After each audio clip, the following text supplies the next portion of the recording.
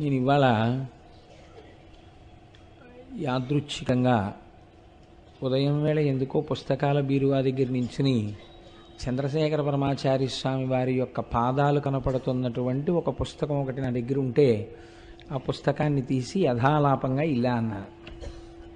అంటే ప్రదోషవేళయందు శివనామమును చెప్పినటువంటి వాడు పొందేటటువంటి ఫలితమేమో వాక్కుల చేత చెప్పటము సాధ్యము కాదు. ప్రదోషవేళయందు చెప్పబడినటువంటి శివనామము యొక్క ఫలితమును చెప్పే ప్రయత్నమును కూడా చేయరాదు. ఎందుచేత అంటే అంత గొప్ప ఫలితం వస్తుంది కనుక. స్వయంగా చంద్రశేఖర పరమాచార్య స్వామి వారు చెప్పినటువంటి మాటలున్న పేజీ నాకు అలవోకగా కనబడితే నేను ఎంతో సంతోషించాను. ఫోన్లే నిన్ననే అనుకోకుండా నేను ఈ మాట అన్నాను. ప్రదోషవేళలో శివనామం చెప్పుకున్నటువంటి ఫలితం మనకి అనుభవంలోకి వచ్చిన తర్వాత తెలుస్తుంది దాని గొప్పతనం ఏమిటోనని. ఇవాళ మనకి యాదృచ్ఛికంగా ఇది గురువుల నోటి వెంట వచ్చిన మాటగా పుస్తకంలో కనపడింది. ఇది చాలా ఆనందదాయకమైన విషయము అని అనుకున్నాను.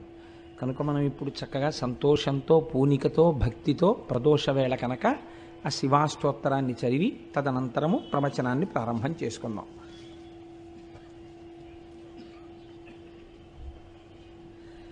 ధవళవపుషమిందోర్మండలే సన్నివిష్టం భుజగవలయహారం భస్మదిగ్ధాంగమీశం మృగయ పరశుపాణిం చారుచంద్రార్ధమౌళిం హృదయకమలమధ్యే సంతతం చింతయామి. చారు చంద్రార్ధమౌళిం అంటారు ధ్యానంలో. చంద్రమౌళీశ్వరుడిగా ఆరాధన చేస్తారు. 4 వర్ణముల వారు సమస్త ఫలితములను పొందడానికి చంద్రమౌళీశ్వరారాధన చేయవలెను అని శాస్త్రం విధించింది. కనుక చంద్రమౌళీశ్వరారాధన చెయ్యడం కోసమని బహుశః నా ఊహ సత్యమైతే 1,00,000 ఇళ్లల్లో ఒక్క ఇంట్లోనైనా ఉండడానికి అవకాశం లేనటువంటి ఒక అత్యద్భుతమైనటువంటి పార్వతీ పరమేశ్వరుల యొక్క రూపంతో కూడిన మూర్తిని మహాశివరాత్రి నాడు 5 పైసలు ఖర్చు లేనటువంటి అద్భుతమైన చంద్రమౌళీశ్వరారాధన మనందరం కలిసి చేసుకుందాం. దానికి మనకి అపర భగీరథుడు గోపాలకృష్ణ గారు ఉండనే ఉన్నారు. ఆ కార్యక్రమాన్ని ఆయనకి చెప్పేస్తే ఆయనే తంటాలు పడి అన్నీ ఏర్పాట్లు చేసుకుంటారు. మనందరం హాయిగా కూర్చుని 5 పైసలు ఖర్చు లేకుండా అని నేను అనేశాను కాబట్టి ఇంకా దానికి ఏం ఉండదన్నమాట ఖర్చు. అలా చేసుకోవడం గోపాలకృష్ణ గారి బాధ్యత, ఇంకా మనకే సంబంధం లేదు. ఆయనకి నా ఎందున్న గౌరవం అటువంటిది. ఇంత మాట వీడన్నాడు ధూర్తతనంగా ఆయన అనుకోరు, దాన్ని అమలు చేయడానికి ప్రయత్నిస్తారు. కాబట్టి మహాశివరాత్రి నాడు అటువంటి మూర్తికి మనం ఆరాధన చేద్దాం. చారు చంద్రార్ధమౌళిం హృదయకమలమధ్యే సంతతం చింతయామి. శివో మహేశ్వర శంభుః పినాకీ శశిశేఖరః వామదేవో విరూపాక్షః కపర్దీ నీలలోహితః శంకరః శూలపాణిశ్చ ఖట్వాంగీ విష్ణువల్లభః శపి విష్ణోంబికానాథः శ్రీకంఠో భక్తవత్సలః భవః శర్వస్త్రిలోకేశः శితికంఠः శివాప్రియః ఉగ్రః కపాలీ కామారీ అంధకాసురసూదనః గంగాధరో లలాటాక్షకాలకాల కృపానిధిః భీమ పరశుహస్తశ్చ మృగపాణిర్జటాధరః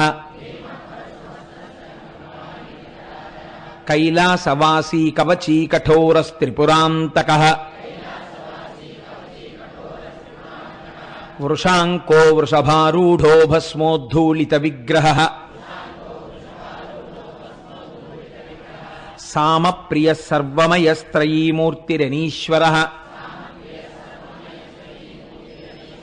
సర్వజ్ఞ పరమాత్మా చ సోమసూర్య అగ్నిలోచనః హవిర్యజ్ఞమయ సోమ పంచవక్త్ర సదాశివ విశ్వేశ్వరో వీరభద్రో గణనాథ ప్రజాపతి హిరణ్యరేతా దుర్ధర్షో గిరిశో గిరీశో నఘః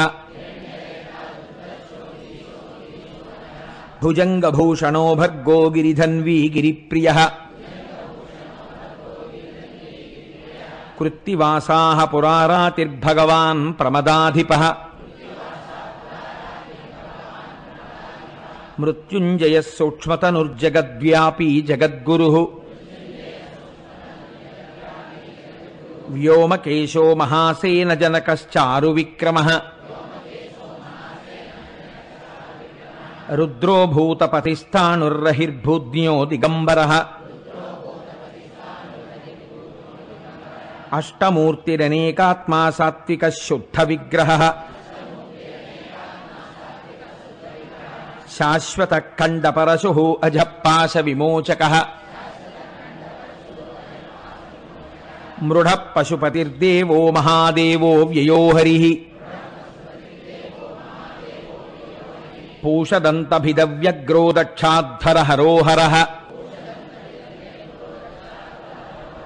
భగనేత్రభిదవ్యక్త సహస్రాక్ష సహస్రపాత్ అపవర్గ ప్రదోనంతస్తారక పరమేశ్వరః ఏవం శ్రీశంభుదేవస్య నామ్నామష్టోత్తరం శతం శ్రీశివాష్టోత్తరశతనామస్తోత్రం సమాప్తం.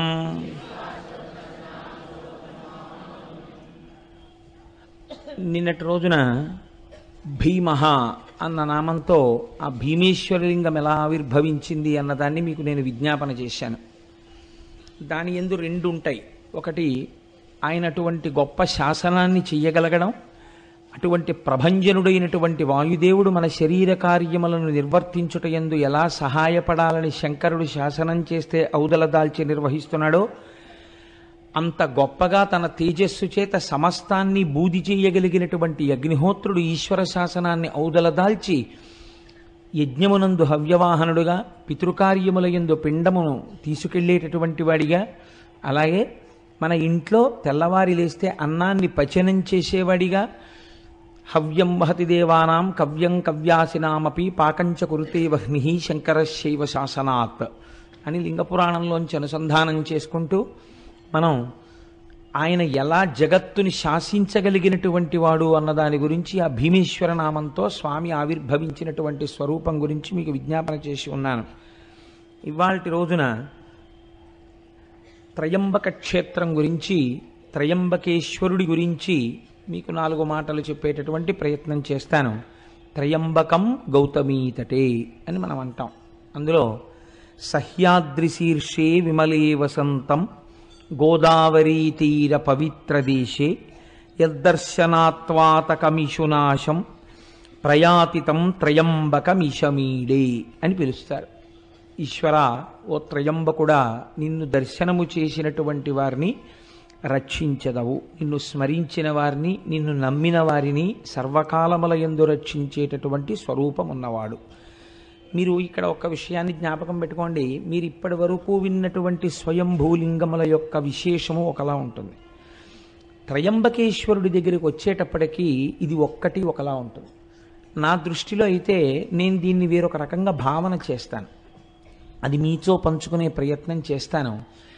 ఈశ్వర సౌలభ్యము ఎంత గొప్పదో ఒక మహాభక్తుడి యొక్క జీవితము కూడా అంతే గొప్పది. అది పవిత్రమైనటువంటి నది వంటిది భక్తుడి యొక్క జీవితం. ఈశ్వర కథ వినడం చేత ఈశ్వరుడు ఎక్కువ ప్రీతి చెందుతాడా? ఈశ్వరుణ్ణి నమ్ముకోవడం వల్ల నిరంతరము ఈశ్వరానుసంధానముగా జీవితం గడిపేటటువంటి ఒక పరమభక్తుడి యొక్క కథని వినడం వల్ల ఈశ్వరుడు ప్రీతి చెందుతాడా అంటే, ఈశ్వరుడు కేవలము భక్తుల యొక్క కథలు వినడము చేత మాత్రమే ద్విగుణీకృతమైనటువంటి ప్రేమని ఆవిష్కరిస్తాడు.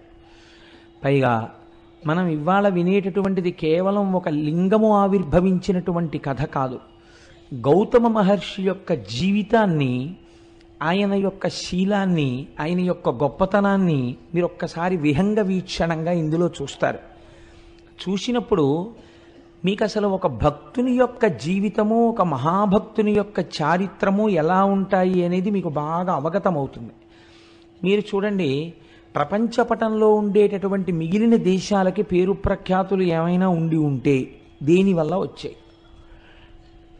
ఐశ్వర్యము చేత వచ్చి ఉండి ఉండవచ్చు, లేదా ఆ దేశాలలో ఉండేటటువంటి కొంతమంది విజ్ఞానులు కనిపెట్టిన కొన్ని విషయాల వల్ల వచ్చి ఉండవచ్చు. ఏదో ఈ రాకెట్ ప్రయోగించారు, లేకపోతే ఈ పెద్ద ల్యాబొరేటరీ ఉంది, లేకపోతే ఇక్కడ ఇలా బటన్ నొక్కితే ఇన్ని వేల కిలోమీటర్ల దూరంలో ఉండేటటువంటి ఒక దేశంలో ఉన్న లక్ష్యాన్ని ఛేదించగలిగినటువంటి క్షిపణి కనిపెట్టబడినదన్నటువంటి కీర్తి చేత ఆ దేశమునకు గౌరవం ఉండవచ్చు. కానీ భారతదేశం యొక్క పరిస్థితి పూర్తిగా భిన్నం. భారతదేశానికి గౌరవం దేనివల్ల అంటే భౌతికమైన సంపత్తి చేత భారతదేశము గౌరవింపబడలేదు. ఆ కోణంలో పరిశీలన చేస్తే అసలు భారతదేశం అంతటి ఐశ్వర్యవంతమైన దేశం మీకు ప్రపంచ పటంలో కనపడదు. ఒక్కొక్క మహారాజు గారిని చంపిన తరువాత ఒక్కొక్క కోటని కొన్ని నెలల పాటు దోచుకున్న ఐశ్వర్యం మిగిలిపోయింది. విజయనగర సామ్రాజ్య పతనం చదివితే కన్నుల నీరు కారుతుంది. 6 నెలలు దోచుకున్నారు విజయనగరం కోటని. అంత దోచుకున్నా ఇంకా ఎత్తుకెళ్ళడానికి ఐశ్వర్యం మిగిలింది.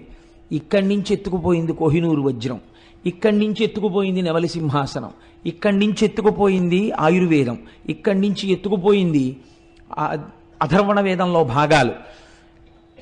అన్ని దేశాలకి ఇంకా పలకాబలపం పట్టుకోవడం రానటువంటి రోజులలో అద్భుతమైనటువంటి చారిత్రక సత్యములను కనిపెట్టినటువంటి దేశం ఈ దేశం. నాకు ఈ విషయం చెప్పినప్పుడు ఒక విషయం స్ఫురణలోకి వస్తోంది. నేను మొన్న అరుణాచలం వెళ్ళినప్పుడు విశాఖపట్నం నుంచి ఒక మెరైన్ ఇంజనీర్ సుబ్బారావు గారిని, వారి భార్య గారు, నాకు పేరు సరిగ్గా జ్ఞాపకం ఉంటే ఆవిడ పేరు భవానీ, ఆవిడ కూడా మాతో పాటుగా వచ్చారు. వచ్చినప్పుడు నేను ఏదో ఒక తపస్సమాధిలో ఉండేటటువంటి వ్యక్తి సమాధిగతుడైపోయిన, ఆయన శరీరాన్ని సమాధి చేసిన అందులోంచి కొన్ని తరంగములు వస్తాయి అని పుస్తకాలలో ప్రతిపాదన చేశారు అన్నదానికి ఆవిడ సైన్స్ లెక్చరర్ అనుకుంటాను. ఈ మధ్య కాలంలోనే దీని మీద ఒక పుస్తకం వచ్చింది కోటేశ్వరారు, ఇది పరమ సత్యం అండి, అది ఎలా వస్తుంది అన్నదాని గురించి ఆవిడ నాకు ఆ విజ్ఞాన శాస్త్రానికి సంబంధించినటువంటి భాషలో మాట్లాడారు. నేను నిజంగా మన వాళ్ళు ఎంత గొప్పవాళ్ళు అంటే ఆ తల్లి ఎంత జీర్ణం చేసుకున్నారో ఆవిడ అన్నారు. బహుశः మన దేశంలో పెద్దలు ఒక మాట చెప్తే ఇది ఇలాగే ఎందుకు పాటించాలి అని ధిక్కరించి అడగడం లేదేమోనండి. పూర్వం పెద్దలు చెప్పారంటే నమ్మడమే అని అనుకుని ఉంటారు. అందుకే దాన్ని కథలుగా చెప్పారు, శాసనాలుగా చెప్పారు తప్ప వివరణలు ఇవ్వలేదు. ఈ సూత్రాలనే ఇవాల్టి రోజున కొత్తగా కనిపెట్టబడినటువంటి విషయాలుగా విదేశాలలో చెప్పబడుతున్నాయి తప్ప ఇవి మన ఋషులు ఏనాడో దార్శనికులై చూసినవేనండి అన్నారు. నేను ఆ తల్లి యొక్క ఆ దర్శనానికి చాలా సంతోషించాను. మీరు చూడండి, మన దేశంలో కీర్తి దేని వలన వచ్చింది అంటే ఒక్క సత్యాన్ని పట్టుకొని అబద్ధం ఆడకుండా ఆడిన మాటకి నిలబడిపోయి జీవితంలో ఏవైనా పక్కన పెట్టి సత్యానికి కట్టుబడినటువంటి వాడు త్రిమూర్తులను కిందకి ఎలా దింపగలడో చూపించిన వాడు హరిశ్చంద్రుడు. భూతదయతో శిబిచక్రవర్తి దానం చేసి ఎనలేని కీర్తి ప్రతిష్టలను తీసుకొచ్చిన వాడు శిబిచక్రవర్తి. తనని తీసుకెళ్లి రాజు బంధించి కొరణాలతో కొడుతుంటే ప్రతిఘటించకుండా పరమేశ్వరుణ్ణి స్తోత్రం చేస్తే ఈశ్వరుడే వచ్చి విడిపించేటట్టుగా చేయగలిగిన ప్రజ్ఞ చూపించిన వాడు అన్నమాచార్యుల వారు. తన తలనే నరుకుతున్న శిష్యులు ప్రార్థన చేస్తే నరసింహావతారం వచ్చి శంకరాచార్యుల వారిని రక్షించినటువంటి కాపాలికుడి కథ కలిగినటువంటిది ఈ భరతభూమి. మీరు ఎన్ని రకాలుగా చూడండి, భగవంతుడి యొక్క ఉపాసనని, భగవంతుడి యొక్క శక్తిని 1కి 10 మార్లు నమ్మి ఆవిర్భవింపచేసి ఆవిష్కరింపచేసినటువంటి పుణ్యపురుషుల వల్ల ఈ దేశానికి ఇంత పేరు వచ్చింది తప్ప భౌతికమైనటువంటి సంపత్తి వల్ల పేరు రాలేదు. మనం ఎప్పుడూ ఇన్ని ఖనిజాలున్నా, ఇన్ని గనులున్నా, ఇంత తీర ప్రాంతం ఉన్నా, ఇన్ని సముద్రాలున్నా, ఇన్ని నదులున్నా పట్టించుకోకుండా నిరాడంబరంగా జీవితాన్ని గడపడానికి ఇష్టపడి భగవంతుణ్ణి చేరుకోవడం మనుష్య జన్మకి ప్రయోజనం తప్ప ఈ వనరులతో ఎంత భోగం అనుభవించవచ్చనేటటువంటి దృష్టికోణమే లేని దేశం బహుశः ప్రపంచ పటంలో ఉంటే ఒక్క భారతదేశమే. అంత గొప్ప దేశం ఈ దేశం. అందుకే ఇక్కడ భగవద్గీత పుట్టింది. ఇది కర్మభూమి. ఇక్కడ ఉపనిషత్తులు పుట్టాయి, ఇక్కడ వేదాలు పుట్టాయి. అంత క్రైస్తవ మతాధిపతి అయినటువంటి పోప్ జాన్ పాల్ II భారతదేశంలో విమానం ల్యాండ్ అయినప్పుడు ల్యాడర్ మించి మెట్లు కిందకి దిగి భరతమాత మీద కాలు పెట్టకుండా మోకాళ్ళ మీద వంగి ఈ దేశపు నేలని ముద్దు పెట్టుకొని భగవద్గీత పుట్టిన చోట, వేదాలు పుట్టిన చోట, ఉపనిషత్తులు పుట్టిన చోట లెక్క పెట్టడానికి వీలు లేనంత మంది మహాపురుషులు పుట్టి నాదోపాసనతో, వేదోపాసనతో, భక్త్యోపాసనతో, కర్మోపాసనతో ఈశ్వరుణ్ణి 1కి 10 మార్లు సాక్షాత్కరింపచేసినటువంటి భూమిని నా పాదంతో తాకడానికి నా మనసు ఒప్పలేదు, నాకు అర్హత లేదు, ముద్దాడి దిగుతున్నానని కాలు పెట్టాడు ఒక విదేశీ. ఈ జాతి ప్రతిష్ట ఎంత గొప్పదో దాన్ని మీరు ఆలోచించండి.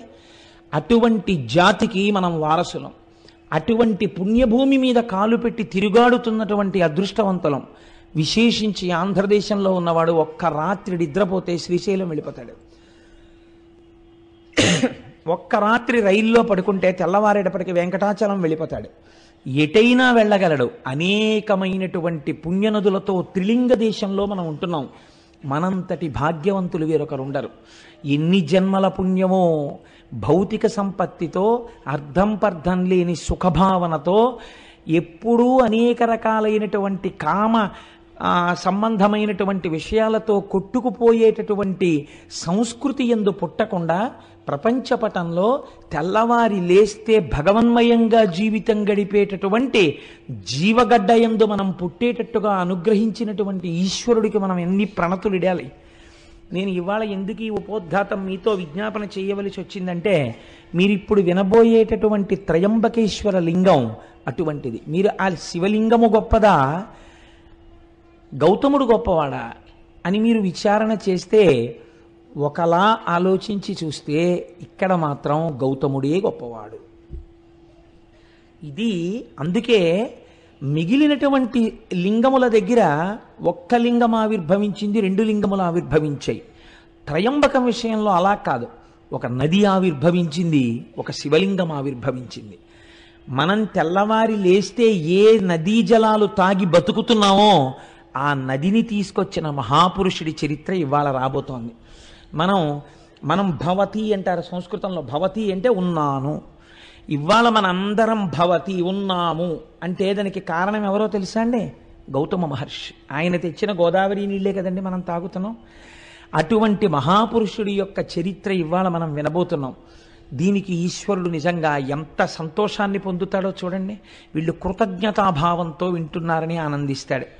ఇప్పుడు మీరు ఆ కోణంలో నేను ఎందుకు ఈ విషయాన్ని మీకు విజ్ఞాపన చేశానంటే, ఇప్పుడు నేను చెప్పబోయేటటువంటి విశేషాన్ని మీరు ఆ కోణంలో పరిశీలన చేస్తే, ఎందుకు ఈ మాట అన్నారు? లింగ ఆవిర్భావము కన్నా మహాత్ముని యొక్క జీవితమే గొప్పది ఒకలా చూస్తే అని అన్నారే, అలా ఎక్కడుంది ఇందులో అన్న విచారణ చేస్తూ మీరు వినే ప్రయత్నం చెయ్యండి. అది మీ జీవితానికి కూడా ఎంత గొప్ప కొత్త కోణాన్ని తొడుగుతుందో ఆలోచించండి. దీన్ని ప్రారంభం చేస్తూ ఆ శివమహాపురాణంలో ఒక మాట చెప్తారు.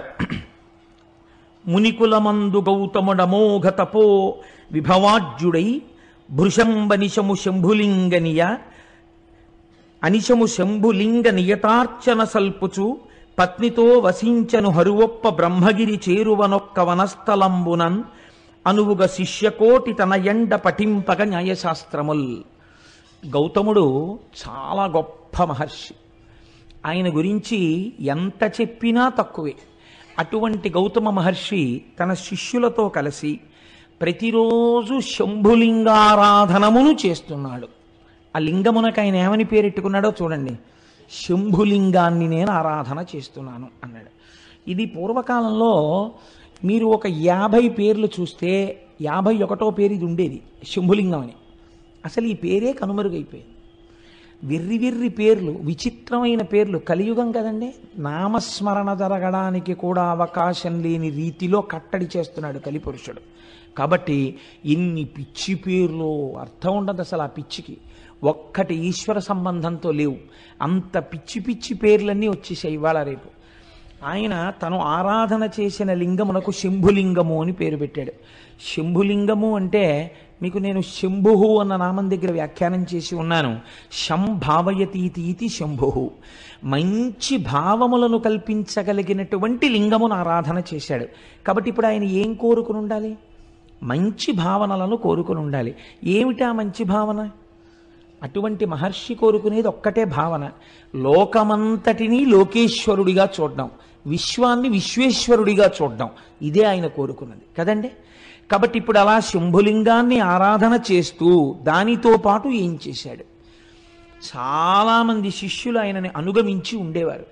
వాళ్ళందరికీ అనేకమైనటువంటి శాస్త్రములను బోధ చేస్తూ బ్రహ్మగిరి అనబడేటటువంటి ఒక పర్వత శిఖరము యొక్క పాదమూలమునందు ఆశ్రమమును నిర్మాణము చేసుకుని ఆ శంభులింగారాధన చేస్తూ పరమ పవిత్రమై, యజ్ఞవేది ఎందున్నటువంటి అగ్నిహోత్రం ఎంత పవిత్రమో అంత పవిత్రమైనటువంటి జీవితాన్ని ఆయన గడుపుతున్నాడు. ఇలా గడుపుతుండగా అంతకొండొక కాలంబునందు పొడమికడు అనావృష్టి పొదలని, ఎక్కడలగాని త్రావ నీళ్లు కరువయ్యే గ్రాసమసలే శూన్యమయ్యను దశలనే చోటనేని. ఇలా నడుస్తుండగా కొంతకాలానికి భయంకరమైనటువంటి క్షామం వచ్చింది. ఆ క్షామమునకు కారణం ఏమిటి? అనావృష్టి. వర్షాలు పడలేదు. వర్షాలు పడకపోతే ఎక్కడా నీరు లేదు. నీరు చాలా గొప్పదండి శాస్త్రంలో. ఎందుచేతనో తెలుసా అండి? మీకు నీరు లేకపోతే మొట్టమొదట పాడైపోయేది ఇది అంటే ధర్మము లోపించిపోతుంది.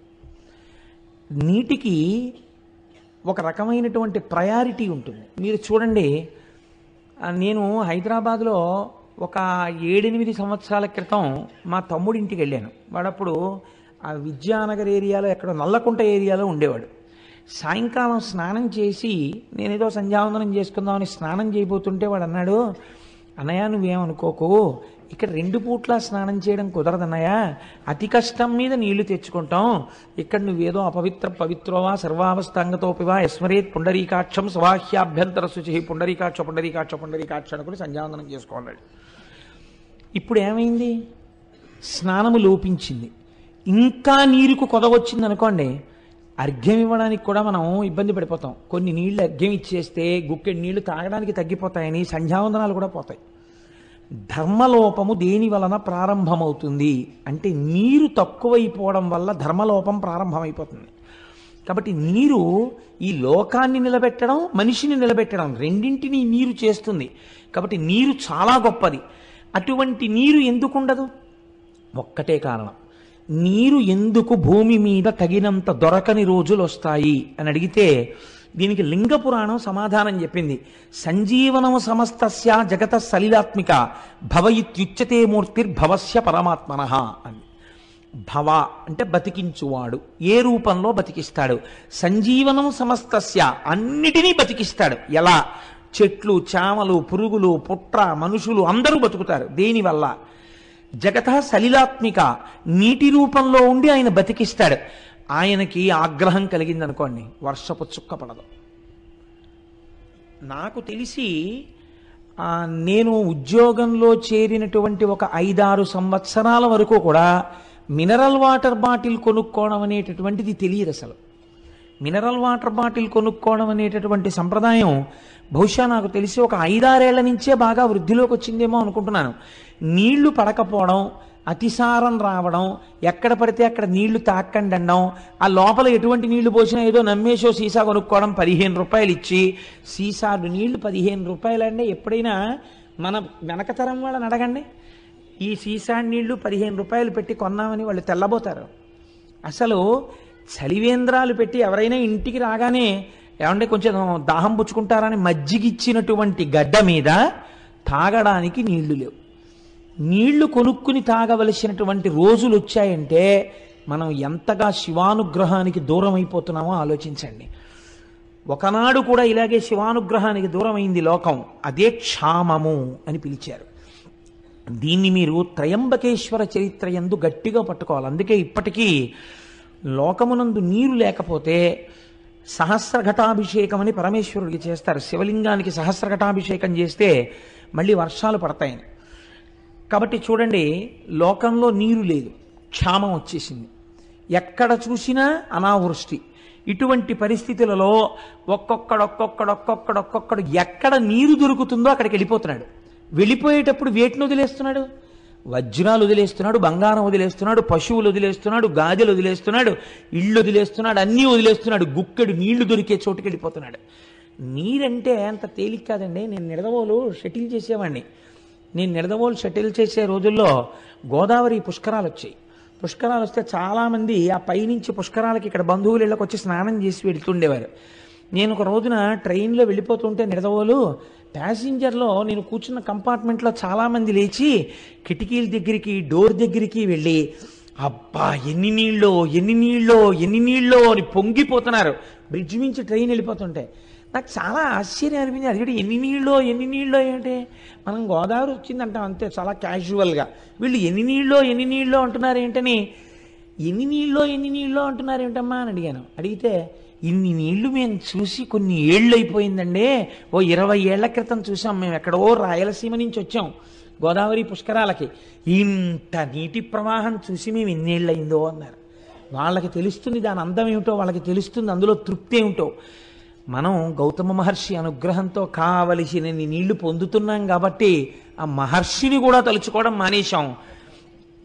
అక్కర్లేని విగ్రహాలు త్రిలింగ దేశంలో ఎన్నున్నాయో, ఇంతగా మనకి గౌతమీ నదిని తీసుకొచ్చి దాహార్తిని తీరుస్తున్నటువంటి గౌతమ మహర్షి యొక్క విగ్రహ ప్రతిష్ఠ జరిగినటువంటి ఆలయాలు ఈ ప్రాంతాల్లో ఎన్నున్నాయి నాకు చూపించండి. ఇది మన కృతజ్ఞత. ఎందుకు శివుడు అనుగ్రహించాలి మనని? కాబట్టి వాటర్ బాటిల్స్ కొనుక్కోవలసి వచ్చిందంటే కొనుక్కోవలసి వస్తుంది కదండి. కాబట్టి ఇప్పుడు ఏమైంది, కొంతకాలానికి భయంకరమైనటువంటి అనావృష్టి చేత లోకం బాధపడుతోంది. ఇటువంటి అపారమైనటువంటి బాధ చేత లోకంలో ఉన్న వాళ్ళందరూ వెళ్ళిపోతున్నారు. వెళ్ళిపోతుంటే ఆయన చూశాడు. చూసి అయ్యయ్యో ఇలా అయిందేమిటి, నేను ఎలా అయినా ఈ లోకము యొక్క బాధని తీర్చే ప్రయత్నం చేస్తాను అన్నాడు. ఇది ఎందుకండి గౌతముడికి? మీరు కొంచెం జాగ్రత్తగా ఆలోచించండి. తోచనమ్మ తోడికోడలు పుట్టింటికి వెళ్ళిందని, అనావృష్టి వచ్చి వర్షాలు లేక లోకంలో అందరూ బాధపడి చచ్చిపోతుంటే వెళ్ళిపోతుంటే, ఈ నీరు లేకుండా జీవులు పడుతున్న బాధ నేను తీర్చే ప్రయత్నం చేస్తానని గౌతముడు ఎందుకు అనాలి? ఇదే ఆయన చేసినటువంటి శంభులింగారాధనము. నాకు తపశ్శక్తి ఉంది కాబట్టి నేను ఇలా అంటే అందులోకి నీళ్ళు వచ్చేస్తే గొప్ప కాదు.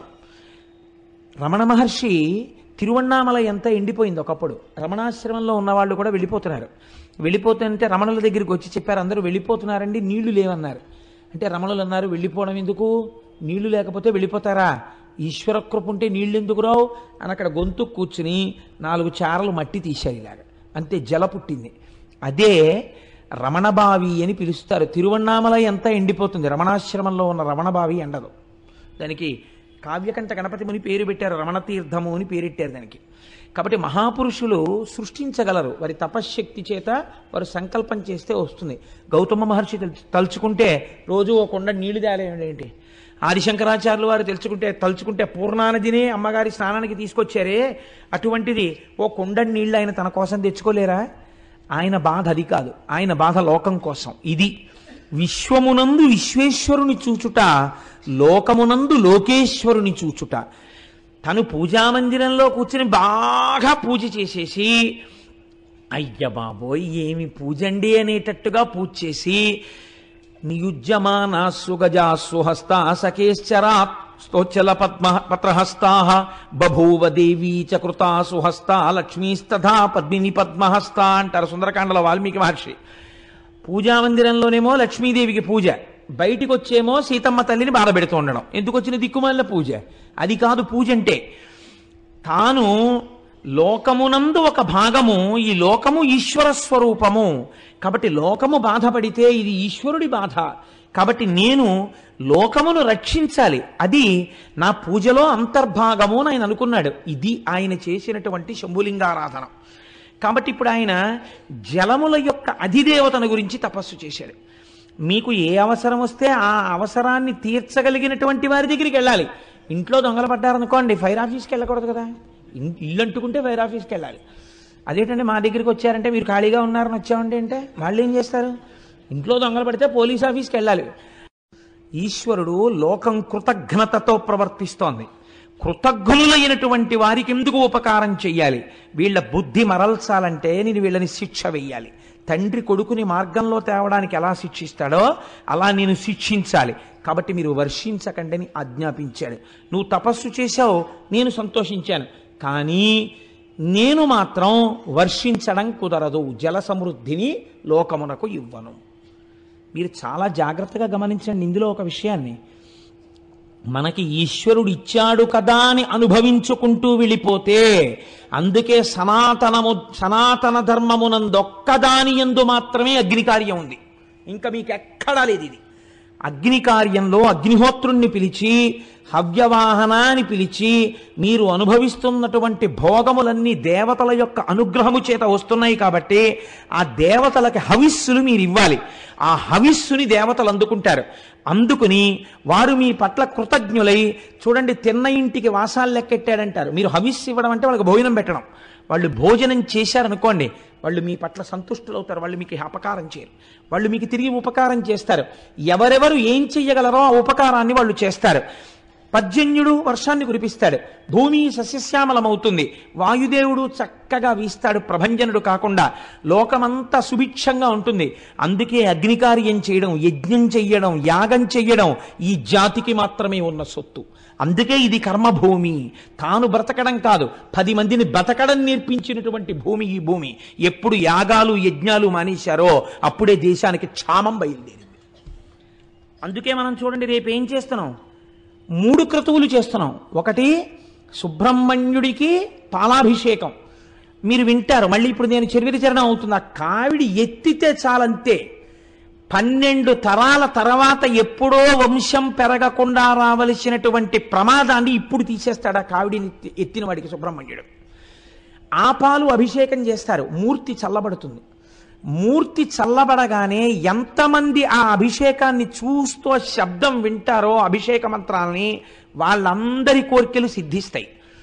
దేవతల్ని పిలిచి హవిస్సిస్తారు, అగ్నిహోత్రంలో హోమం చేస్తారు. ఆ రోజున చేసినప్పుడు ఆయన ఈ గోత్రనామాలతో హవిస్సు పుచ్చుకుంటాడు. పుచ్చుకున్న తర్వాత వీళ్ళందరికీ ఆయన యోగక్షేమాలు చూస్తాడు. సాయంకాలం కళ్యాణం జరుగుతుంది. ఇందులో అందరూ పాల్గొనలేకపోయారు, మరి వాళ్ళ పరిస్థితి ఏమిటి? అందుకే సాయంత్రం కళ్యాణం చేసి అందరూ చూస్తుండగా కళ్యాణం చేసి కళ్యాణపు అక్షతలు అందరి మీద వేస్తారు. కాబట్టి ఇంతమందిని కూర్చోబెట్టడం కష్టం కాబట్టి కొంతమందిని కూర్చోబెడతారు, కానీ ఫలితం మాత్రం అందరికీ వచ్చేటట్టు ప్రయత్నం చేస్తారు. కానీ ఖచ్చితంగా అందు పాల్గొంటున్న వాళ్ళ యొక్క యశము ద్విగుణీకృతముగా ఉంటుందన్నది మాత్రం శాస్త్రవాక్కు. అందులో ఏమీ సందేహం లేదు. నేను నిస్సందేహంగా చెప్తున్నాను, 200 మంది భాగ్యవంతులే. ఏదో సుబ్రహ్మణ్యానుగ్రహం లేకుండా అంతఃక్రతువులో పాల్గొనడం కుదరదు. కాబట్టి చూడండి, ఇప్పుడు ఆయన నేను వర్షమును కురిపించలేను, కానీ నీకొక్క ఉపకారం చేస్తాను. ఏమిటో తెలుసా? ఎవడి భయం వల్ల ఈ వాయువు వీస్తోందో, ఎవడి భయం వల్ల ఈ సముద్రుడు దాటి భూమి మీదకి రాడో, ఎవరి భయం వల్ల అగ్నిహోత్రం ఉపకారం చేసి వంట చేస్తోందో వాడి భయం వల్లే నేను కూడా నీటిని తేలేను. కానీ నువ్వు ఇంత తపస్సు చేశావు, నువ్వు నన్ను అడిగావు నీరు కావాలి అని. లోకమునకంతటికీ నీరు నేను ఇవ్వలేను, అలా ఇస్తే ఈశ్వర శాసనోల్లంఘనం జరుగుతుంది. నీకిస్తాను నీరు. ఎలా ఇస్తానో తెలుసా? నీకొకలా ఇస్తాను. కావున నేను వృష్టికెటు గర్తను కాగల, ఒక్క గర్తమున్నీవిక త్రవ్వికొన్న అచట నీరము నించెద, జానుదగ్నమచ్చో వివిధౌషధీతతి బ్రను ఫల ద్రుమ కరంబదమున్ ముదంబు ఆవహిలంగ కూర్చికొనుము అరకయుండు జలంబులెప్పుడు. నా మీద పెట్టకు నీళ్లు తెమ్మని, నువ్వు ఒక చిన్న గుండంతవు, నేనేం చేస్తానో తెలుసా? అందులో నీళ్లు పోస్తాను. అప్పుడు నన్ను పరమశివుడు అడగలేడు, ఎందుకు ఇచ్చావు నీళ్లు నేను వద్దంటే అనలేడు. గౌతముడు మహానుభావుడు, తెల్లవారి నీలింగార్చనే చేస్తున్నాడు కాబట్టి ఆయన అంత తపస్సు చేశాడు. ఆయనకి మాత్రం ఒక కుండంలో నీళ్లు పోశారని చెప్తాను. నువ్వు ఎంత కుండం తీయగలవో అంత కుండం తీ, నేను అందులోకి నీరు పోస్తాను, ఒక్క వరం ఇస్తాను. ఏమిటో తెలుసా? కుండం ఆరదు, అందులో ఎప్పుడూ నీళ్లుంటాయి. ఇప్పుడు నువ్వేం చేస్తావో తెలుసా? నా మీద పెట్టకు, లోకాన్ని బతికిస్తానంటున్నావు కదా, నువ్వు మీ ఆవిడ కలిసి ఈ నీళ్ళన్నీ పట్టుకెళ్ళి ఎన్ని ఎకరాలకు పోయగలరో అన్నింటికి పోసుకోండి, ఎన్ని పంటలు పండించుకోగలరో పండించుకోండి, ఎంతమందికి అన్నం పెట్టగలరో పెట్టుకోండి. తడి ఉంటే కదా పంటలు పండుతాయి, తడు ఉంటే కదా దాహం తీరుతుంది. ఇందులో నీరు తరిగిపోకుండా నేను చూస్తా. ఈ నీటిని తోడి అన్ని ఎకరాల పంట పండించి అంతమందికి అన్నం నువ్వు పెట్టుకుంటావా? పెట్టుకో అన్నాడు. ఇప్పుడు ఏమనాలండి గౌతముడు? బాబా ఎందుకు వచ్చింది రండి, నేను మా ఆవిడ కలిసి ఇంట్లో పని పాడు అన్నీ మానేసుకుని తపస్సు మానేసి ఎకరాలకు ఎకరాలేమో ఈ నీళ్ళన్నీ పట్టుకెళ్ళి కుండలతో పోసి ఇవన్నీ సాగు చేసి చక్కగా అన్నీ తయారు చేసి రోజు వంట చేసి పెట్ట, వీళ్ళు వచ్చి తినా, ఎందుకు వచ్చిన ప్రారంభం, పోన్లేవా నువ్వు వర్షం కురిపించు, ఎప్పుడు పడితే అప్పుడే పడుతుంది వెళ్ళిరా అన్నారు. ఆయన అన్నాడు, ఇంతకన్నా అదృష్టం ఎక్కడుంటుంది? నేను అనుకున్నాను లోకానికి జలవృష్టిని ఇప్పిద్దాం అనుకున్నాను, నువ్వేమన్నావు? కుండంలో నీరు పోస్తాను, పంట నువ్వు పండించి పెట్టన్నావు. ఎంత అదృష్టవంతున్నయ్యా! ఇంతమందికి అన్నం పెట్టే అదృష్టం దొరికితే ఇంతకన్నా నాకేం భాగ్యం కావాలి? తప్పకుండా అన్నాడు. ఇది వింటుంటే నాకు ఒక విషయం జ్ఞాపకానికి వస్తుంది. పూర్వకాలంలో పుట్టిన వాళ్ళే 12 మందో 14 మందో సంతానం ఉండేవారు. ఇంకా ఎప్పుడు బావగారి పిల్లలో మరిదిగారి పిల్లలో ఇంట్లో చదువుకునేవారు. ఇది కాక ఓ 2-3 పేద విద్యార్థులకి వారాలు అన్నం పెడుతుండేవారు. ఇంటికొచ్చిన అతిథిని మీరు ఎప్పుడు ఎడతారో అని మళ్ళీ అడగడం తెలియదు. వాళ్ళు నెలలు ఉంటుండేవారు, వాళ్ళకి వండి పెడుతుండేవారు. ఇన్ని చేస్తున్నా ఎంత సంతోషంగా వాళ్ళ జీవితాలు వెళ్ళిపోయాయో. ఒక్కనాడు లేదన్న బాధ లేకుండా వాళ్ళు సంతోషంగా గడిపేశారు. ఇంత అలిసిపోయేవారు, రాత్రి ఇలా వెళ్ళి పడుకోగానే నిద్రపోయేవారు, మళ్ళీ తెల్లవారు లేచేవారు, సంతోషంతో కార్యక్రమం చేసేవారు. ఇంతమందికి పెట్టగలిగిన చెయ్యిందని సంతోషించేవారు. అలా వాళ్ళ రోజులు వెళ్ళిపోయాయి. కాబట్టి ఇప్పుడు గౌతముడు చాలా సంతోషించాడు. తప్పకుండా నేను ఆ పని చేసుకుంటానన్నాడు. ఇప్పుడు వరుణుడు ఆ గుండంలో నీరు నింపాడు. ఇప్పుడు గౌతముడు ఏం చేశాడో మీరు అవధరించండి. నాకు నిజంగా ఆశ్చర్యంగా ఉంటుంది ఇది చదువుతుంటే. ఇది చదివినంత తేలిగ్గా విన్నంత తేలిగ్గా ఉండదు. మీరు మనసులో ఒక్కసారి భావన చెయ్యండి ఆయన ఉదారత. ఇదంతా ఎవరెవరు చేశారు? ఆయన భార్య అంతే. అహల్య ఎవరో తెలుసా అండి? బ్రహ్మగారికి ఓ కోరిక పుట్టింది. ఇప్పటి వరకు ప్రపంచంలో పుట్టనంత సౌందర్య రాసిన ఒక దాన్ని నేను సృష్టిస్తానని సృష్టిస్తే ఆవిడే అహల్య. ఇంద్రుడంతటి వాడు మోహపడ్డాడు ఆవిడ కోసం. అటువంటి అహల్య అంత సౌందర్య రాసి ఈ నీళ్లు కావిళ్ళలో ఎత్తుకుని 1 ఎకరమా 2 ఎకరాలా 100 ఎకరాలకి నీళ్లు పోసి సాగు చేయడం ఏమీ కర్మ?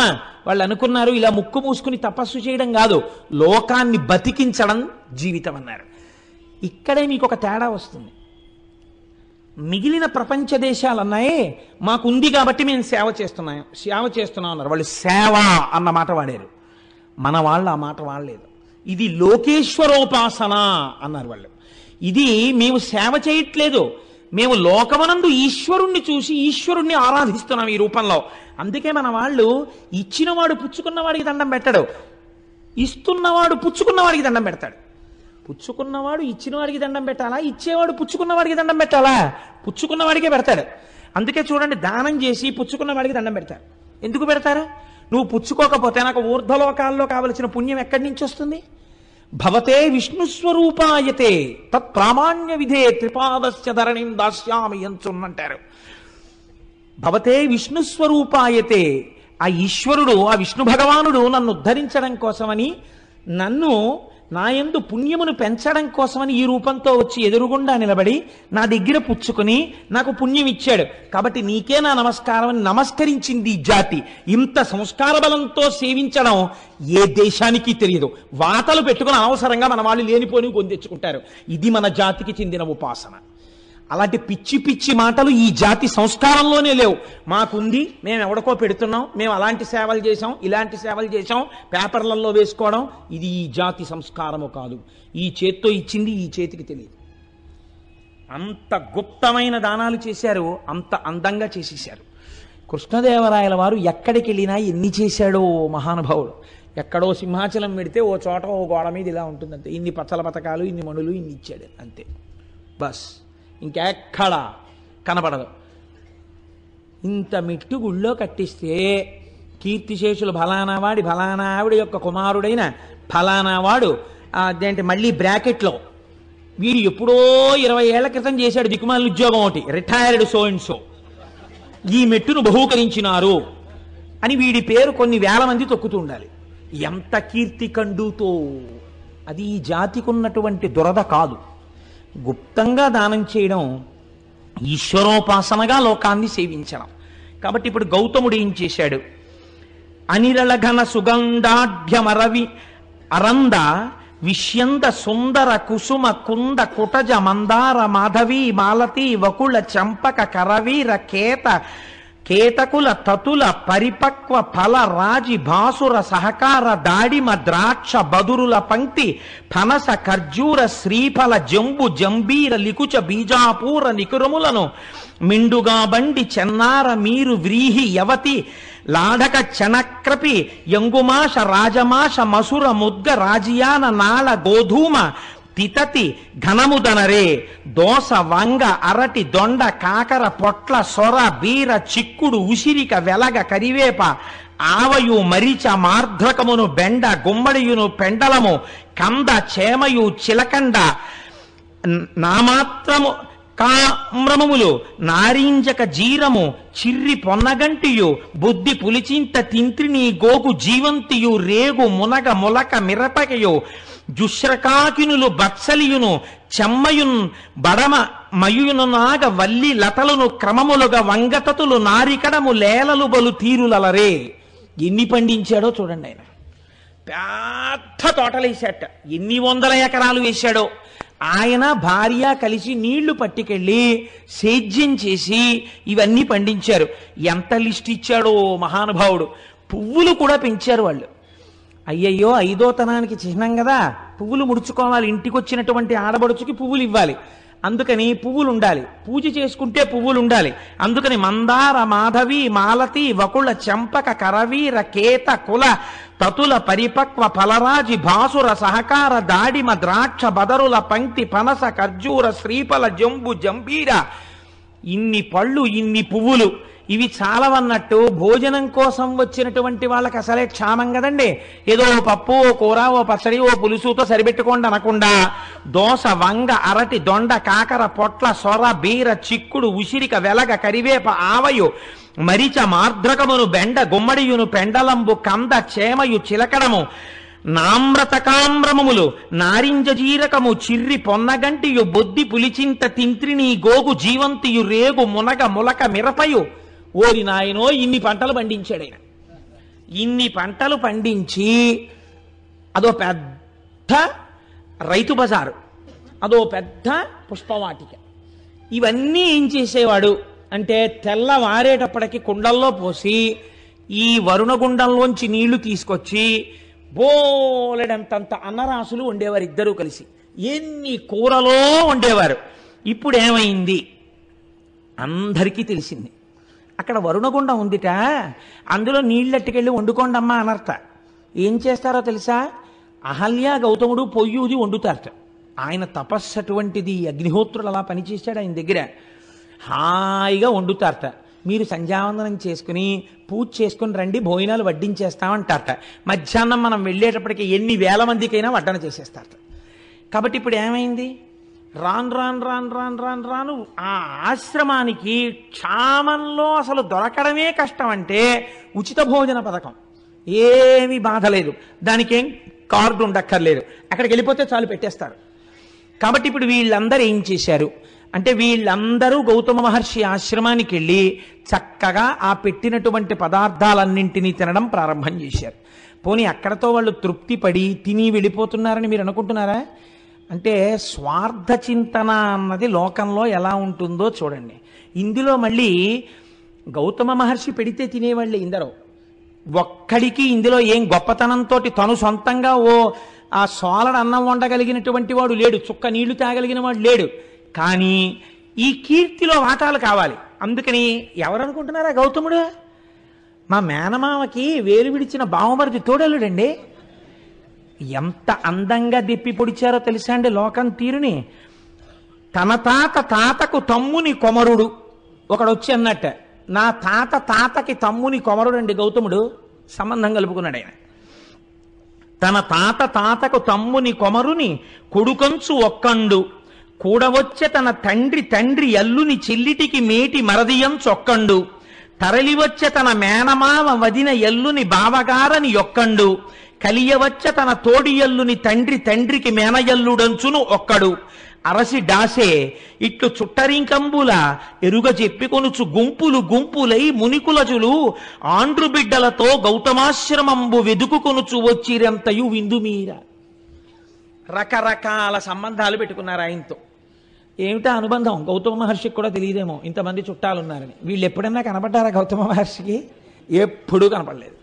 ఎప్పుడు వచ్చారు వీళ్ళందరూ? ఇప్పుడు క్షామం కదా లోకంలో. అందుకని ఎంతంత దూరపు చుట్టరికాలని ఎంతంత దగ్గరగా చెప్పారో చూడండి. చెప్పి వీళ్ళందరూ దగ్గర చేరారు. వయసి గతే కక్కామ వికార శుష్కే నీరే కక్కాసార క్షీణే విత్తే కప్పరివారో జ్ఞాతే తత్వే కస్సంసార అంటారు శంకరాచార్యుల వారు. ఇప్పుడు వీళ్ళందరూ చేస్తున్నదేమి? నా భాషలో చెప్పాలంటే పడి తింటున్నారు కదండి. మనకు మాట ఉంది శాస్త్రంలో, అలా పడి తింటున్నారు ఏమిటండి అంటారు. తగినంత ప్రయోజనము లేకుండా పెడుతున్నారు కదా అని తినేసేటటువంటి వాళ్ళు ఉన్న కొంప వృద్ధిలోకి రాదు కదండి. ఇప్పుడు పడి తింటున్నారు. పూర్వం అలా తినేవారు కాదు, ప్రయోజనము కొరకు తినేవారు. కాబట్టి అలా అనవసరంగా గుక్కెడు నీళ్లు వేరొక ఇంట తాగేవారు కాదు. ఆ ఇల్లు వృద్ధిలోకి రాదు. దొంగలు వచ్చిన ఇల్లు ఎలా పాడవుతుందో అర్థం లేకుండా చుట్టాల దాడి జరిగిన ఇల్లు కూడా అలాగే పాడవుతుంది. అందుకని అన్ని వేళలా అందరినీ అలా కూర్చోబెట్టుకోవడం కూడా దోషమే నన్ను అడిగితే. కాబట్టి ఏమైంది? ఇంతమంది వచ్చి చేరారు గౌతముడి దగ్గరికి. వచ్చి చేరి చక్కగా తింటున్నారు. హాయిగా ఏముందండి, చక్కగా పువ్వులన్నీ తీసుకొచ్చి ఇస్తున్నారు ప్రతి ఇంటికి. చక్కగా పూలతో పూజ చేశారో ఏడ్చారో భగవంతుడికి తెలియాలి. పూజ చేస్తే అటువంటి దుర్మార్గపు ఆలోచనలు ఎందుకు వస్తాయి వాళ్ళకి? కాబట్టి హాయిగా వేళ పట్టును తింటున్నారు, పడుకుంటున్నారు. అబ్బే మనవాడే అంటున్నాడు, ఎవరికి వాడేను. సుఖంగా గడిచిపోతున్నాయి రోజులు. ఇక్కడ ఒక మాట అన్నారు, ఎంత గొప్ప మాటో చూడండి. సింగంబు గుహకు చనినే ఇంగును ముచ్చముల రాసి జంబుక భూమింకడు వేడుకమై డాయంగా బునుకొలను బొక్కలు అలవడు పెక్కులు. మీరు సింహం ఉండేటటువంటి గుహలోకి వెళ్ళారనుకోండి, ముత్యాలు దొరుకుతాయి. ఎందుకంటే అది ఏనుగుని ఈడ్చుకొచ్చి కుంభస్థలాన్ని బదలగొట్టి తింటుంది కాబట్టి. ముత్యములు దొరికేటటువంటి వాటిల్లో ఏనుగు కుంభస్థలం ఒకటి కాబట్టి ముత్యాలు దొరుకుతాయి. నక్క ఉన్న గుహలోకి వెళ్ళారనుకోండి, అక్కడికి వెళ్ళినప్పుడు దొరికేవి ఎముకలు బొక్కలు, అంటే ఎముకలు మొబికలు దొరుకుతాయి అక్కడ. అదేం తింటుంది? ఏదైనా క్రూరమైన జంతువు వేటాడి వదిలేసిన శేషాన్ని ఈడ్చుకొచ్చి తింటుంది. ఎక్కడికి వెడితే ఏం దొరుకుతాయో అక్కడికి వెళ్ళినప్పుడు అవి దొరకడం ఆ యొక్క ప్రాంత లక్షణం. గౌతముడి దగ్గరికి వెళ్ళినటువంటి వాడికి అటువంటివే దొరికాయి. అయితే మీరు ఒక్కటి ఆలోచించండి. ఇప్పుడు గౌతముడి దగ్గర చేరిన వాళ్ళల్లో రెండు వర్గాలు ఉన్నాయి. ఒకళ్ళు ఈ బంధుత్వం కలుపుకొని వచ్చిన వాళ్ళందరూ అన్నం కోసం వచ్చారు.